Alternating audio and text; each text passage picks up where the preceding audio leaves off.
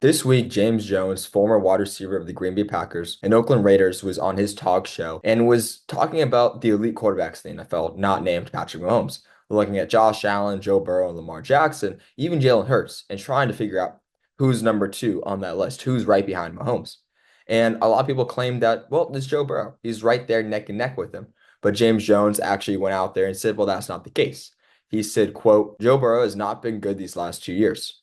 Joe Burrow without top elite wide receivers, he's average, end quote.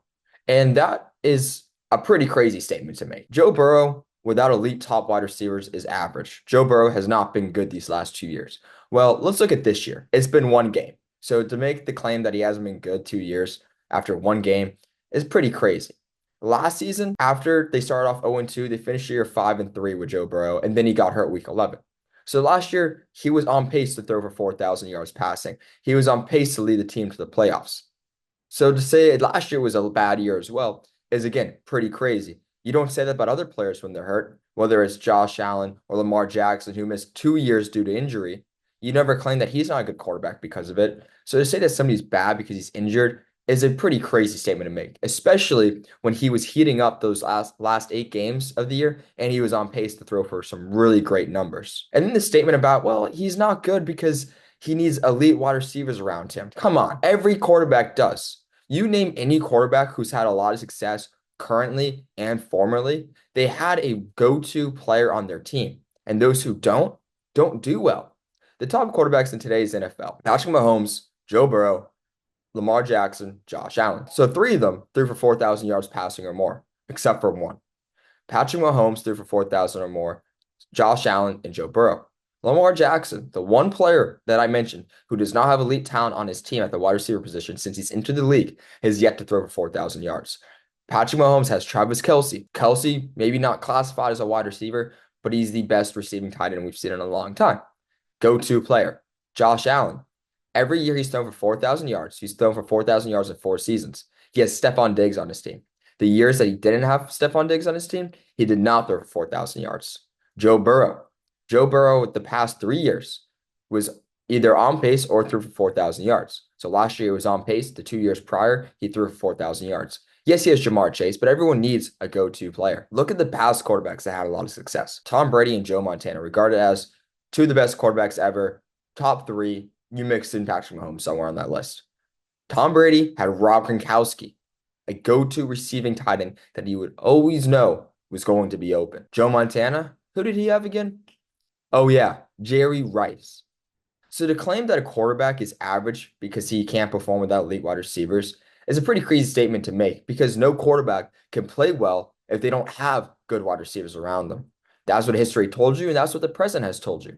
And again, just take it one notch further. If you really want to claim, well, Joe Burrow isn't great when he's missing his top targets and T. Higgins and Jamar Chase, let's look at the numbers. In 4 games, when Jamar Chase has not been on the field, Joe Burrow has thrown for 1,063 yards, 8 touchdowns, 3 interceptions. And then when he's played without T. Higgins, 1,285 yards, 11 touchdowns, 4 interceptions. The numbers speak for themselves. He is an elite quarterback. He's great. Now, moving on from the stats to the records, let's look at the winning percentage.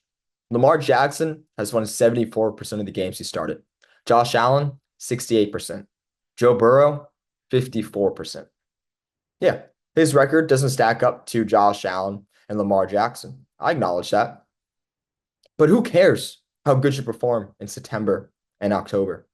When's the last time a Super Bowl champion was crowned in October? Never. It doesn't matter. As long as you make the playoffs, that's all that matters. And what does Joe Burrow do? He makes the playoffs. And what does he do when he gets to the playoffs? He takes the Bengals farther than what Josh Allen and Lamar Jackson has done with the Bills and the Ravens combined. Joe Burrow has played in the NFL for 4 years. He's entering his fifth. Josh Allen and Lamar Jackson has each played 6 years in the NFL. Josh Allen, since being in the NFL, has made it to one AFC Championship and lost. Lamar Jackson, one AFC Championship and lost. Joe Burrow, he's been to two. He's been to as many AFC Championships in 4 years as Lamar Jackson and Josh Allen have made in 12 years combined. He's also been to a Super Bowl. Lamar Jackson, Josh Allen have never made the Super Bowl. He is an elite quarterback Because he wins when it matters most. Why is Tom Brady considered the greatest of all time? He has 7 Super Bowl rings because he wins when it matters most. Looking at the NBA, Michael Jordan, LeBron James, you pick your GOAT. But why are they held in such a high regard? They win when it matters most. Joe Burrow wins when it matters most. Josh Allen, Lamar Jackson have yet to show that. And that's why Joe Burrow is an elite quarterback. And that's why he's better than the both of them.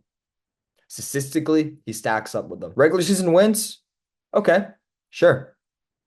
Lamar, Josh Allen, better. But playoffs, when the games matter more, what does Joe Burrow do? He wins the games. He performs the best. So if we're playing fantasy football, sure, give me Josh Allen. Give me Lamar Jackson. But if I'm trying to win in football on the field, who do I want as my quarterback?